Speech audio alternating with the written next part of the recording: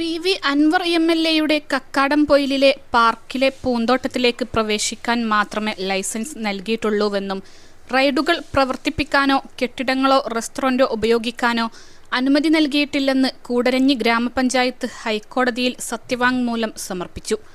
വൈദ്യുതി ഉപയോഗിച്ചിട്ടുള്ള റൈഡുകൾ ഒന്നും പ്രവർത്തിപ്പിക്കുന്നില്ലെന്നും പൂന്തോട്ടം മാത്രമേ തുറന്നിട്ടുള്ളൂവെന്ന് പി.വി. അൻവറും സത്യവാങ്മൂലം സമർപ്പിച്ചു.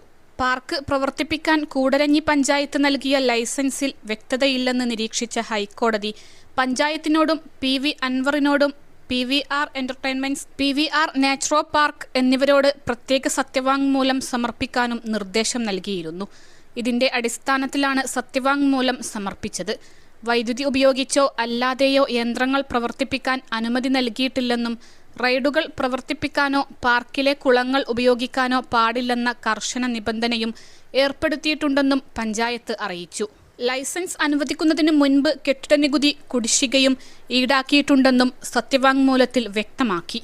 എന്നാൽ പാർക്കിലെ അനധികൃത കെട്ടിടങ്ങൾ പൊളിച്ചുമാറ്റാനുള്ള കോഴിക്കോട് ജില്ലാ കളക്ടറുടെ റിപ്പോർട്ട് സംബന്ധിച്ച് മൗനം പാലിക്കുകയാണ്.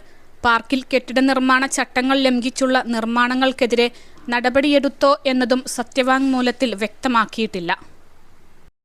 +2 ഡിഗ്രി കഴിഞ്ഞവർക്ക് വേൾഡ്സ് ഫസ്റ്റ് AR/VR ക്ലാസ് റൂമിലൂടെ സ്മാർട്ട് ഫോൺ എഞ്ചിനീയർ ആവാം. കൂടുതൽ അറിയാൻ വിളിക്കൂ Bridco and Bridco.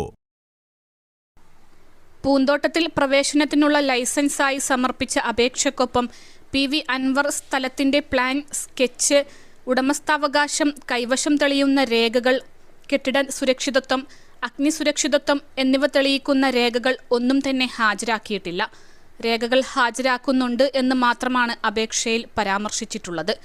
പാർക്കിലുള്ള giant wheel, Columbus, break dance, swing എന്നീ റൈഡുകൾ പി.വി.ആർ. നാച്ചുറോ പാർക്കിന്റെ ഭാഗമായിരുന്നതാണെന്നും ഇവയൊന്നും പ്രവർത്തിപ്പിക്കുന്നില്ലെന്നും പി.വി. അൻവർ സത്യവാങ്മൂലത്തിൽ വ്യക്തമാക്കി. GI പൈപ്പുകൾ കൊണ്ട് ഈ ഭാഗം വേലി കെട്ടിത്തിരിച്ച് ഇവിടേക്ക് സന്ദർശകർക്ക് പ്രവേശനമില്ലെന്ന ബോർഡും സ്ഥാപിച്ചിട്ടുണ്ട്. 11 ഏക്കർ വിസ്തീർണമുള്ള പാർക്കിലെ 3.18 ഏക്കർ മാത്രമാണ് കുട്ടികളുടെ പൂന്തോട്ടമായി ഉപയോഗിക്കുന്നത്. വാട്ടർ റൈഡുകളും നീന്തൽക്കുളവുമുള്ള ഭാഗം വേലി കെട്ടിത്തിരിച്ച് പ്രവേശനമില്ലെന്ന ബോർഡും സ്ഥാപിച്ചിട്ടുണ്ടെന്നും അറിയിച്ചിട്ടുണ്ട്. പാർക്കിൽ പ്രവേശിക്കുന്നതിന് എത്ര ഫീസാണ് ഈടാക്കുന്നത് അടക്കമുള്ള വിവരങ്ങൾ കോടതി ചോദിച്ചിരുന്നെങ്കിലും സത്യവാങ്മൂലത്തിൽ പി.വി. അൻവർ ഇക്കാര്യങ്ങൾ വ്യക്തമാക്കിയിട്ടില്ല.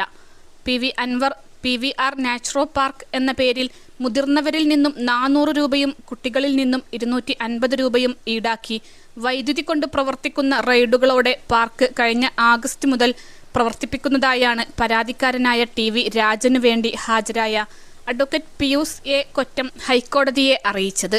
ഇതിന്റെ ഫോട്ടോകളടക്കം ഹാജരാക്കിയിരുന്നു. ഉരുൾപൊട്ടലിനെ തുടർന്ന് അടച്ചുപൂട്ടിയ പി.വി.ആർ. നാച്ചുറോ പാർക്ക് പഠനം നടത്താതെ തുറക്കാനുള്ള സർക്കാർ ഉത്തരവ് റദ്ദാക്കണമെന്നും പാർക്കിലെ അനധികൃത നിർമ്മാണങ്ങൾ പൊളിച്ചു നീക്കണമെന്നും ആവശ്യപ്പെട്ട് കേരള നദീ സംരക്ഷണ സമിതി മുൻ ജനറൽ സെക്രട്ടറി ടി.വി. രാജനാണ് ഹൈക്കോടതിയെ സമീപിച്ചത്.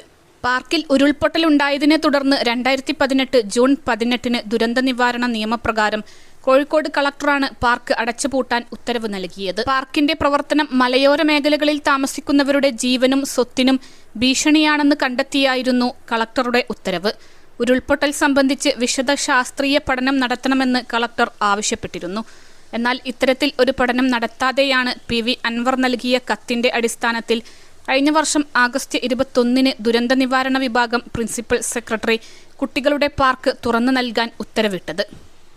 21 ലക്ഷത്തോളം സന്തുഷ്ടരായ ഉപഭോക്താക്കളും 2 ലക്ഷത്തോളം തിമിര ശസ്ത്രക്രിയകളും പൂർത്തിയാക്കിയ മലബാറിലെ ഏക കണ്ണാശുപത്രി Al Salama eye hospital, hospital road, Perinthalmanna.